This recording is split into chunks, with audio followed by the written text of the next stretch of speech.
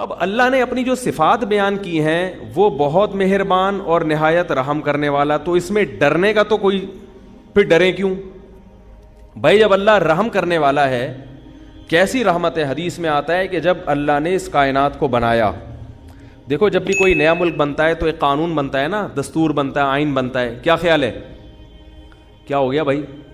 ایسا ہوتا ہے کہ نہیں ہوتا؟ جب بھی کوئی نئی ریاست وجود میں آتی ہے تو قانون بنتا ہے کہ بھائی اس ریاست میں اس آئین کے تحت سب سے پہلے یہ لکھا جاتا ہے یہ ایک لبرل حکومت ہوگی یا مذہبی حکومت ہوگی. کیا خیال ہے؟ جمہوری طرز پہ ہوگا یا آمریت اس میں رہے گی، بادشاہت ہے یا جمہوریت ہے، سب چیزیں طے ہو جاتی ہیں. تو نبی صلی اللہ علیہ وسلم نے ارشاد فرمایا کہ اول ما خلق اللہ القلم، جب اللہ نے اس کائنات کو بنایا نا تو کائنات بنانے کے بعد اب اس کے لیے آئین لکھنا تھا، اللہ نے آئین تیار کرنا تھا نا، ایک لا کہ کیا کیا کس اصول کے تحت اس کائنات کو میں چلاؤں گا. تو لکھنے کے لیے سب سے پہلے کیا چاہیے؟ قلم. یہ ہمیں سمجھانے کے لیے مثالیں دی گئی ہیں. تو اول ما خلق اللہ القلم، اللہ نے سب سے پہلی چیز کیا بنائی؟ قلم. اب یہ دستور، اب اللہ کو الیکشن کرانے کی ضرورت نہیں ہے، سینٹ سے منظور کرانے کی ضرورت نہیں ہے، خود ہی اللہ نے اپنے لیے آئین بنایا جس آئین کا اللہ پابند ہوگا. عجیب دیکھو، یعنی اللہ دستور لکھ رہے ہیں کس کے لیے؟ اپنے آپ کو پابند کرنے کے لیے. خود اللہ اپنے آپ کو پابند کرنے کے، میں ان اصولوں کا پابند رہوں گا. یہ تعبیرات ہیں. فرمایا سب سے پہلی چیز جو اللہ نے اس قلم سے لکھی ہے، سب سے پہلی چیز بنائی قلم، اور اس سے کیا لکھا؟ سب سے پہلا لفظ جو اللہ نے لکھا ہے سبقت رحمتی علی غضبی، کہ میری رحمت میرے غصے پر غالب رہے گی. میری رحمت میرے غصے پر، یعنی اصول قیامت تک کے لیے اللہ نے ہمیشہ کے لیے بنا دیا. کیا مطلب؟ رحمت کی کوئی ریزن نہیں ہوگی. بات آ رہی ہے سمجھ میں؟ غالب کا مطلب یہی ہے نا بھائی، غصے کے موقع پہ غصہ آئے گا، سب کو آتا ہے، اللہ کو بھی غضب آئے گا غضب کے موقع پہ، لیکن رحمت غالب رہے گا. کیا مطلب؟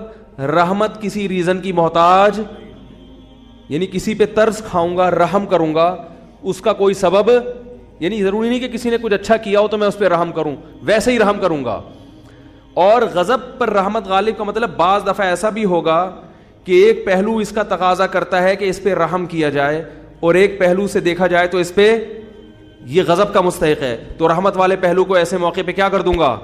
بولو بھائی، غالب. رحمت والے پہلو کو کیا کر دوں گا؟ غالب. تو یہ نہیں کہا کہ میرے اندر غضب ہی نہیں ہے، غضب کبھی پھر تو جہنم ہی نہ بناتا اللہ تعالیٰ، نافرمانوں کو کبھی سزا دیتا ہی نہیں. کیا مطلب؟ رحمت کے آثار زیادہ مرتب ہوں گے، معاف کرنے کا عنصر زیادہ رہے گا، سزا دینے کا عنصر ختم نہیں ہوگا، کم ہوگا. تبھی دیکھو قرآن میں آتا ہے وَيَعْفُو عَنْ كَثِيرٍ، فرمایا بہت ساری مصیبتیں تمہاری بدعمالیوں کی وجہ سے آتی ہیں، لیکن ساتھ ساتھ یہ بھی بتا دیا وَيَعْفُو عَنْ كَثِيرٍ، ساری بدعمالیوں کی سزا میں نہیں دیتا، بہت ساری خطائیں کیا کرتا ہوں؟ معاف کرتا ہوں. یعفو مٹا دیتا ہوں. ہمیں تو بہت تھوڑی غلطیوں کی سزا مل رہی ہوتی ہے، اس پہ ہم اتنا چیخ رہے ہوتے ہیں، سب غلطیوں کی ملنا شروع ہو جائے تو کسی قابل ہی نہ رہیں. زیادہ تر کیا کر رہا ہوں؟ معاف، اور وہ بھی بغیر، یعنی بغیر وجہ کے. اور اگر معافی کی وجہ ہو، یعنی غلطی کر کے توبہ کر لی، پھر یہ اللہ نے اپنے اوپر لکھ دیا ہے کہ توبہ کرنے والے کو کیا کروں گا. آئین میں کیا لکھا ہے اللہ نے؟ جو توبہ کرے گا تو اپنے اوپر معافی کو کیا کر لیا اللہ نے؟ واجب. توبہ کو واجب کر لیا. 99 سال تک کوئی گناہوں میں مبتلا رہے، 99 سال میں اس کافر کو خیال آیا آج میں توبہ کر کے اسلام کی طرف آتا ہوں، آج میں گناہوں سے توبہ کرتا ہوں، تو اس کے آنے میں تو دیر ہو سکتی ہے، اللہ کے معاف کرنے میں دیر نہیں ہو سکتی. کیسے عجیب الفاظ ہیں حدیث کے.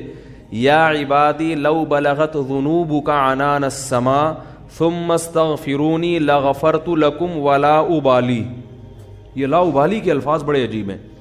نبی نے فرمایا کہ اللہ تعالیٰ کہتے ہیں کہ اے میرے بندو، اگر تم گناہ کر کر کے زمین اور آسمان کے خلا کو پر کر دو، بھر دیا تم نے گناہوں سے، اب سچے دل سے توبہ کر رہے ہو، اے اللہ اب سے اپنی زندگی کیا کر رہا ہوں میں.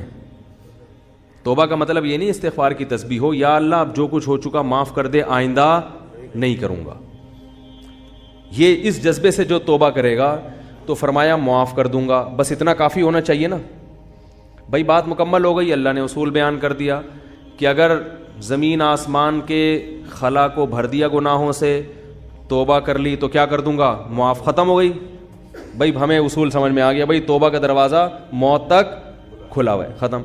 آگے اللہ کو یہ کہنے کی کیا ضرورت تھی, والا ابالی, معاف کرنے میں کسی کی پرواہ نہیں کروں, یہ کہنے کی کیا ضرورت تھی؟ بہت مشکل ہے سمجھانا. بھائی اس الفاظ کا بظاہر کوئی تک بنتا ہے؟ بھئی اللہ کو کیا ضرورت کسی کی پرواہ کی, اور کون ہے؟ اصل بات یہ کہ ممکن ہے بہت سے نیک لوگوں کو اعتراض ہو کہ اللہ ہم 20 سال سے شروع سے ہم نیک ہیں, یہ کمبخت 90 سال تک عیاشی کرتا رہا ہے, اب آ رہا ہے, اب یہ بھی جنت میں, ہم بھی جنت میں, یہ کیا بات ہو بھائی؟ ممکن ہے فرشتوں کو اعتراض ہو, اے اللہ یہ کیا, یہ تو 2 لفظ توبہ کے تو ہر آدمی بول سکتا ہے بڑے آرام سے بیٹھے بیٹھے ہے بھائی. مثال کے طور پر ابھی جو کیسز چل رہے ہیں مختلف ہمارے سیاست دانوں پہ, اگر وہ کہتے ہیں ہم معافی مانگتے ہیں قوم کے سامنے, قوم چھوڑے گی؟ بولے یار بھائی اتنے پیسے کھا گئے ہیں, قوم یہ بولے گی نا بھائی یہ کیا مسئلہ ہے, ایسے کیسے معاف کر دیں؟ کیا خیال ہے بھائی؟ یا کسی نے اور جرائم کیے ہوں, بہت سارے کیسز چل رہے ہوں, وہ 2 لفظ بولے معاف کر دو, تو عجیب بات ہے کہ معافی مانگنے کے لیے بھی یہ لوگ تیار نہیں ہوتے. تو لیکن اللہ کیا کہہ رہے ہیں کہ زمین اور آسمان کے خلا کو بھر دیا ہو گناہ, تھک گیا ہو گناہ کر کر کے, اور پھر مجھ سے معافی مانگے. معافی کا وہ مطلب جو میں بیان کر رہا ہوں, آئندہ نہیں کروں گا, بس اب میری زندگی, بولو بھائی, چینج, ختم, اب میں چینج ہو رہا ہوں. تو اللہ فرماتے ہیں اصول کیا ہے, معاف کروں گا اور کسی کی پرواہ, کسی مولوی کی پرواہ نہیں. مولوی بولیں گے, مولوی صاحب بولیں گے اللہ ہم بچپن سے نماز پڑھتے آ رہے ہیں, یہ بھی کم وقت ابھی آیا ہے بھائی اس کو بھی تو معاف کر رہا ہے, وہ اتنے لوگوں کو اس نے قتل کر دیا, یہ 99 انسانوں کے قاتل نے توبہ کی تھی نا, اب وہ مقتول کہہ سکتے ہیں اللہ ہمیں تو مروا دیا صحیح ہے نا, اس نے ہمیں مار دیا سب کو. 100 وہ راہب کہے گا کہ میں نے اس کو بولا تھا کہ توبہ نہیں ہو سکتی, سینچری پوری کر کے اس نے مجھے بھی قتل کر دیا. وہ حدیث میں واقعہ آتا ہے نا, لیکن 99 انسانوں کو ایک شخص نے قتل کیا, تو ایک راہب کے پاس گیا, ایک بزرگ کے پاس گیا, کہنے لگا میں نے 99 کو قتل کیا, کیا میری توبہ قبول ہو سکتی ہے؟ اس نے کہا نہیں ہو سکتی. اس نے کہا چلو پھر سینچری پوری کرو یار, 99 کا تو کوئی حساب بنتا ہی نہیں ہے, جب جانا ہی جہنم میں ہے تو کچھ کر کے تو جاؤ نا. راہب کو بھی مار دیا ٹھیک ہے نا, 100 آدمی قتل کر دیے. پھر کسی عالم کے پاس گیا, بھئی میں نے 100 انسانوں کا قتل کیا, کیا میری توبہ قبول ہو سکتی ہے؟ اس عالم نے کہا کیوں نہیں ہو سکتی بھائی, اللہ سے معافی مانگ رہے ہو, اللہ معاف کرنے والا ہے, توبہ کرو. وہ عالم تھے نا, علم تھا ان کے پاس, ان کو پتا تھا کہ اگر میں نے بول دیا تو 101 ہو جائیں گے کیا ہو جائیں گے؟ 101 ہو جائیں گے. اور یہ بھی اللہ سے بھی ڈر تھا ان کو. تو فرمایا اللہ ابالی, اللہ کہتے ہیں مجھے کسی کی پرواہ نہیں ہے, کیونکہ یغفر لمن یشاء, میں کوئی جمہوری طرز کا حاکم نہیں ہوں کہ الیکشن سے مجھے سلیکٹ کیا ہو, مجھے مخلوق کے سامنے جواب دینا ہو کہ بھائی کیوں, اصل میں اس کی وجہ یہ تھی کہ دیکھو نا ایکچولی اگر ہم اس طرح سے معافی کا آپشن نہ رکھیں تو پھر تو کوئی توبہ کرے گا ہی نہیں, اس لیے ایکچولی اس میں نہ اللہ فرماتے ہیں مجھے اس کی ضرورت نہیں ہے, میں خدا ہوں, تمہارے مشورے سے میں خدا نہیں بنا, ٹھیک ہے نا. تو میں نے شروع میں لکھ دیا تھا کہ میری رحمت میرے غصے پہ غالب. یہ تمہاری اسمبلی نہیں ہے کہ ہر تھوڑے دن میں آئین چینج ہو رہا ہے. 73 کے آئین کے تناظر میں کچھ اور تھا اور 75 کے آئین کے تناظر میں, تو یہ اسمبلی تھوڑی ہے. میں نے شروع میں یہ بات لکھ دی تھی میری رحمت میرے غصے پہ غالب. تو جب تک یہ قتل کر رہا تھا میرا غصہ تھا, اب چونکہ میری طرف آ رہا ہے تو رحمت و غصے کو کچل کے فنا کر دے گی, رحمت غالب آئے گی, کیونکہ یہ لکھ دیا ہے میں نے آئین میں. سب سے پہلے میں نے قلم بنا کے جو چیز سب سے پہلے لکھی تھی, جو سب سے پہلے منظور ہوا قانون, اسی کو میں اگر خلاف ورزی شروع کر دوں تو یہ کیسی بات ہوئی؟ تو لا ابالی, کسی کی پرواہ نہیں کروں. تو لیکن یاد رکھو توبہ کا دروازہ تو کھلا ہوا ہے, لیکن توبہ کی توفیق بسا اوقات سلب ہو جاتی ہے گناہ کر کر کے. توبہ میں تاخیر نہ کیا کرو اس چکر میں کہ ہم بھی جب 99 کے ہو جائیں گے تو ہم بھی توبہ کر لیں گے, کیونکہ 99 تک پہنچنے کا یقین نہیں ہے, کچھ پتہ نہیں کب موت آ جائے. اور دوسری بات یہ کہ ضروری نہیں کہ ہمیشہ توبہ کا جذبہ بھی پیدا ہو. ابھی اگر جذبہ ہے, یہ جذبہ ضروری نہیں کہ برقرار رہے. لوگ ایمان کے ڈاکے دار بیٹھے ہوئے ہیں جو آپ کا ایمان سلب کر لیں گے, آپ کو توبہ کی اہمیت ہی دل سے ختم ہو جائے گی. بعض دفعہ دل گناہوں میں اتنا مست ہو جاتا ہے کہ انسان توبہ کا تصور ہی, تبھی بوڑھوں میں توبہ کا ریشو کم ہوتا ہے, جوانوں میں زیادہ ہوتا ہے. یقین نہ آئے تو دیکھ لو سروے کر کے, بوڑھے لوگ اسلام کم قبول کرتے ہیں, جوانوں میں اسلام قبول کرنے کا ریشو زیادہ ہے. حالانکہ جوانی میں جو غیر مسلم اسلام لا رہا ہے اس کی عیاشیاں چھوٹ رہی ہیں. کیا خیال ہے؟ بوڑھے کے لیے تو اسلام آسان ہے نا بھائی, جو کفر کی حالت میں آپ نے عیاشیاں کی, بڑھاپے میں تو اب وہ عیاشیاں نہیں ہو سکتی. اب اسلام لانے میں کیا جا رہا ہے, صرف کلمہ پڑھو, پھر بھی نہیں پڑھتے ہو. بڑھاپے میں اسلام لانا آسان ہے مگر اسلام لانے کا ریشو کم ہے. اس سے پتہ چلتا ہے دیکھنے میں آسان ہے, حقیقت میں آسان نہیں ہے, کیونکہ قوت فیصلہ ختم ہو جاتی ہے. جوانی میں عیاشی آسان ہے مگر توبہ بھی بظاہر مشکل ہے, مگر حقیقت میں کیا ہے, آسان. اس کی ایک سائنٹیفک لاجک بھی ہے. وہ لاجک یہ ہے کہ انسان جب جوان ہوتا ہے تو گناہ کی طرف جیسے اس کی رغبت بہت زیادہ ہوتی ہے, اس کی بریکیں بھی اسی حساب سے مضبوط ہوتی ہیں. دیکھو نئی گاڑی کا ایکسیلیٹر جیسے تیز ہوگا نا, بریکیں بھی کیا ہوں گی, کیا ہو گیا بھائی, نئی گاڑی کا ایکسیلیٹر ایسا ہوتا ہے کہ ادھر اشارہ کیا, پاؤں رکھا اور زوں کر کے بھاگی, تو بریک بھی ذرا سی آپ اشارہ چاہیے بریک کو, ایک دم ٹھا کر کے رکے گی. کیا خیال ہے, الٹ جائے گی مگر چلے گی نہیں آگے. اعصاب مضبوط ہوتے ہیں انسان کے جوانی میں. جیسے رغبت ہو رہی ہے نا گناہ کی طرف, تو اگر وہ برداشت کر کے بچنا چاہے گا, ایسے ہی بریکیں بھی کیا ہوں گی, بولو بھائی, مضبوط. اور پرانی گاڑی میں کیا ہوتا ہے, پورا ایکسیلیٹر پہ پاؤں رکھ کے کھڑے ہو جاؤ, پھر وہ ڈک ڈک ڈک کر کے چلے گی آگے, جس طرف آپ جانا چاہ رہے ہو ادھر جائے گی, سوچے گی پہلے جانا ہے کہ نہیں جانا ہے بھائی, جائے گی, ڈک ڈک ڈک ڈک ڈک آواز آئے گی, شور زیادہ مچائے گی, کام کم کرے گی. شور بہت مچائے گی, ہاں ہاں آوازیں آ رہی ہیں, آدمی کہے گا پتہ نہیں شاید میں نائٹ رائڈر میں بیٹھا ہوا ہوں. پھر وہ اتنی آرام سے پک اپ پکڑے گی. پھر جب آپ نے بریک لگائی, 5-10 کو بھیڑتے ہوئے 25-30 تو بندے مارے گی آگے جا کے. میں نے ایک دفعہ پرانی گاڑی خریدی تو مجھے پہلے تجربہ نہیں تھا کہ کس طرح سے ٹوپیاں کرائی جاتی ہیں, تو وہ میں نے کہا چلو ہاتھ صاف کرنے کے لیے اچھی ہے. تو میں جب وہ ڈرائیور جو بیچ رہے تھے نا گاڑی, ان کے ساتھ سائڈ پہ بیٹھا, اچھا میں گاڑی چلانے کے لیے بیٹھا, میں نے کہا چیک کروں, تو ایکسیلیٹر کا یہی حال تھا جو میں نے آپ کو بتایا. انہوں نے زمین آسمان کے قلابیں ملا دیے گاڑی کی تعریف. یہ گاڑی 78 کروڑا ہے, 78 کروڑا جو ہے نا, ساری ٹیکسیوں میں یہی چل رہی ہے, 78 کروڑا نام تھا بھائی, 78 کروڑا کا. ہم نے کہا چلو یار میں 75 کا ہوں تو 78 کی پھر بھی ہم سے تو نہیں ہے. تو ہم نے کہا ہاتھ صاف کرنے کے لیے اچھی ہے. اب ہم جب بیٹھے تو اس میں عجیب عجیب چیزیں آ رہی ہیں. تو میں نے جب سب سے زیادہ جب مجھے دھچکا لگا نا, بریک لگائی تو نہیں لگی. تو انہوں نے کہا اس کی بریک 3-4 دفعہ لگائیں گے تو لگے گی. 3-4 دفعہ لگائیں گے تو لگے گی. میں نے کہا کوئی بندہ سامنے آ گیا تو یہ گاڑی میں لکھ کے لگاؤں میں آگے کہ تیسری دفعہ میں لگے گی. بھائی آپ اتنا فاصلہ گاڑی سے رکھیں کہ تیسری دفعہ میں آپ یعنی ٹکر ہوئی تو آپ کی ذمہ. میں نے کہا آگے اس پہ کیا لگا دو, بورڈ لگا دو کہ بھائی یہ تیسری دفعہ میں لگے گی. میں نے کہا لے پکڑ بھائی اپنی گاڑی, یہ 78 ہم 75 کے اس سے اچھے ہیں, اللہ کا شکر ہے. کیا خیال ہے, ہم 75 کے اس سے, اللہ کا ہماری پھر بھی پہلی دفعہ میں لگ جاتی ہے بریک. تو انسان کی عمر, مقصد بوڑھوں کا مذاق اڑانا ہرگز نہیں ہے, لیکن ایک حقیقت ہے کہ جب انسان کی عمر زیادہ ہوتی ہے تو اس کی میں اندر خواہشات تو کم ہوتی ہیں, لیکن اگر کسی طرف اس کا دل مائل ہو گیا تو بریک نہیں لگی. اس میں اعصابی قوت نہیں ہوتی, وہ روک نہیں پائے گا اپنے آپ کو.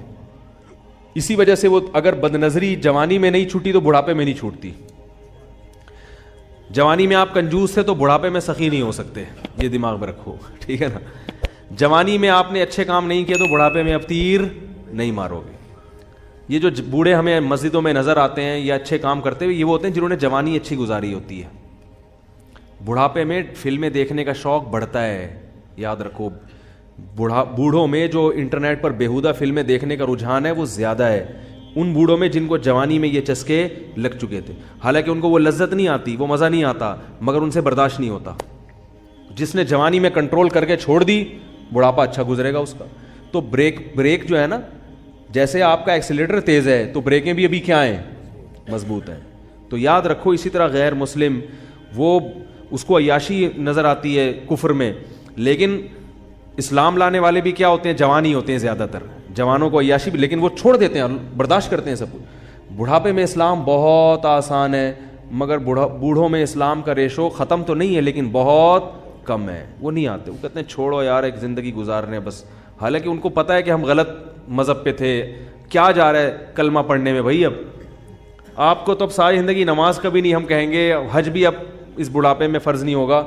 کچھ بھی نہیں کرنا ہے، ایک کلمہ پڑھنا ہے، 5 ٹائم نمازیں شروع کر دینی ہے. رمضان کے روزوں میں بھی رعایت ہو گئی ہے کہ جو بہت زیادہ بوڑھا ہو وہ فدیہ بھی دے سکتا ہے. کچھ بھی نہیں کرنا، کلمہ پڑھنا ہے اور اسی گھر میں رہ لو. یہ تھوڑی کہہ رہے خاندان کو چھوڑ کے جاؤ، لیکن ایک کلمہ زبان سے نہیں نکلے. وہ قوت فیصلہ ختم ہو گئی، کانفیڈنس ختم ہو گیا، وہ ذرا سی بھی مخالفت برداشت کرنے کی صلاحیت نہیں رہی. تو اس لیے اس امید پر کہ اللہ 99 سال میں توبہ قبول کرتا ہے، 99 کا انتظار مت کرو. اور ایک بات یہ بھی رکھو کہ توبہ تو قبول ہوگی مگر وہ مقام نہیں ملے گا جو اس شخص کا ہے جو شروع سے دین پہ چلتا آ رہا ہے. سمجھ میں آ رہی ہے بات؟ جو شروع سے دین، کیونکہ وہ کئی سال سے نماز پر ہے تو وہ اتنا آگے جا چکا ہے کہ اب آپ نے ٹریک چینج کر تو دیا، جہنم والا ٹریک نہیں اب جنت والا ہے، لیکن وہ بہت آگے جا چکا ہے اور آپ اس سے بہت پیچھے ہو، بہت پیچھے ہو. وہاں تک اب وہ نکل گئے آگے. تبھی قرآن میں آتا ہے والسابقون السابقون اولئک المقربون. کچھ لوگ اہل جنت میں سے ہوں گے اور کچھ سابقین میں سے ہوں گے جو جنت میں بھی بہت آگے جا چکے ہوں گے. تو اسی وجہ سے نبی نے فرمایا نا قیامت کے دن اللہ 7 آدمیوں کو عرش کے سائے میں جگہ دے گا. ان میں ایک وہ بھی ہے شاب نشا فی عبادت اللہ عز وجل، جس نے جوانی میں اللہ کی اطاعت کی ہو. تو توبہ تو سب کی قبول ہے، 99 سال میں بھی جاؤ گے جنت میں، جہنم میں نہیں جاؤ گے، لیکن درجات میں بہت زیادہ بولو بھائی فرق ہوگا. اس لیے میں نے اکثر دیندار دیکھے ہیں، ایک ہم بچپن کی بات کر رہا ہوں کہ 25-26 سال کی عمر میں ہمارے، میں تو چھوٹا تھا اس وقت، وہ ان کی عمر 25 سال تھی، انہوں نے توبہ کی، دین پر آ گئے، اب تک قائم ہے الحمدللہ. ان کو افسوس ہوتا تھا کہ میں نے جو 10 سال کی عمر ضائع کی اس کی کسی طرح تلافی ہو جائے. صرف 10 سال ان کے ضائع ہوئے تھے، 15 سے لے کے 25 بالغ ہو جاتا ہے نا انسان 15 میں. اس 10 سال پہ ان کو کیا ہوتی تھی؟ ندامت. تو یہ سچی توبہ کی علامت ہوتی ہے کہ انسان کو پچھلے پر ندامت ہو کہ یار وہ ٹائم بھی نکل گیا ہاتھ سے، کہاں تک پہنچ چکے ہوتے. میں نے کہا یہ سچی توبہ کی علامت ہے. میں نے کہا اس کی تلافی اب یہ ہو سکتی ہے کہ جو 10 سال ایک نارمل آدمی جتنی عبادت کرتا ہے آپ اگلے 10 میں اس سے ڈبل کر لو. کیا خیال ہے بھائی؟ یہی ہو سکتا ہے. جیسے گلوکار نے توبہ کی تھی نا، واقعہ میں اکثر سناتا ہوں، زندگی گانوں میں گزاری. تو ہمارے حضرت کے پاس آئے تھے، ان کا انتقال ہو گیا، تو انہوں نے حضرت سے کہا کہ میں نے زندگی گانوں میں گزاری، گانے گاتا رہا میں، اچھی آواز تھی میری، تو اب مجھے خیال ہوا کہ توبہ تو اللہ نے قبول کر لی ہے، جنت کے ٹریک پر تو انشاءاللہ چل پڑے، لیکن پچھلی کی تلافی بھی ہونی چاہیے. تو میں نے 10-15 سال ضائع کیے. تو اب ان کے ذہن میں یہی آیا کہ یہ اچھی آواز میں تلاوت میں لگاؤں. اب کیا خیال ہے؟ تو اس طرح کے جو لوگ تلافی کرتے ہیں، اولئک یبدل اللہ سیئاتہم حسنات، قرآن کہتے ہیں اللہ ان کی گناہوں کو نیکیوں میں تبدیل کر دیتے، تو ان کی تلافی ہوتی ہے، یہ بھی اسی مقام تک پہنچ جاتے ہیں. تو پھر کچھ ایسا کرنا پڑتا ہے. نہیں تو چلو جنت میں مل گئی، بڑی بات ہے یار، 99 سال میں اتنی بدماشی اللہ معاف کر دے، وہ درجات نہ ملے، جنت چھوٹا سا کھانچا بھی مل گیا جنت کا، اور کیا، ایک آدھ حور بھی مل گئی. کیا خیال ہے؟ ایک آدھ حور بھی مل گئی تو بھی سستا سودا نہیں ہے، بہت اچھا سودا ہے یہ. تو اللہ تعالیٰ ہم سب کو اپنی رحمت کا مستحق بنائے. یہ جو بات تھی ادھوری رہ گئی ہے کہ جب اللہ رحمت ہے اس میں اتنی تو ہمیں ڈراتا کیوں ہے؟ تو اصل میں اللہ اپنے آپ سے نہیں ڈراتا، اپنی نافرمانی سے ڈراتا ہے کہ جو اتنا رحیم ہے، اتنا کریم ہے، وہ معاف کرے گا، لیکن ہر چیز کی ایک لمٹ ہوتی ہے. اس لمٹ سے آگے کراس کرو گے تو پھر اس کا غضب جوش، کیونکہ غضب ختم نہیں ہوا ہے اس میں، اس لیے اللہ ڈرا رہا ہے کہ اللہ کی نافرمانی سے ڈرو. یخشون ربہم بالغیب، جو اپنے رب سے بغیر دیکھے ڈرتے ہیں. کیا مطلب؟ رب کی نافرمانی سے ڈرتے ہیں، گناہ سے ڈرتے ہیں. تو ہمیں رب سے محبت کرنے کا حکم ہے، ڈرنا ہے رب کی نافرمانی سے. سمجھے؟ یعنی اللہ نافرمانی پہ سزا دیتا ہے، تو رب سے تو محبت کی جاتی ہے، اللہ کے قرب حاصل کیا جاتا ہے. تبھی اہل اللہ کو نمازوں میں مزہ آتا ہے، کیونکہ وہ اللہ سے قریب ہو جاتے ہیں نا، نماز میں تلاوت میں مزہ آتا ہے ان کو. تو ہمیں اللہ سے محبت کا حکم ہے، لیکن ڈرنا وہاں ہے جہاں اللہ کی نافرمانی ہو رہی ہے. اللہ تعالیٰ سے دعا ہے اللہ تعالیٰ سمجھنے کی، عمل کی توفیق عطا فرمائے.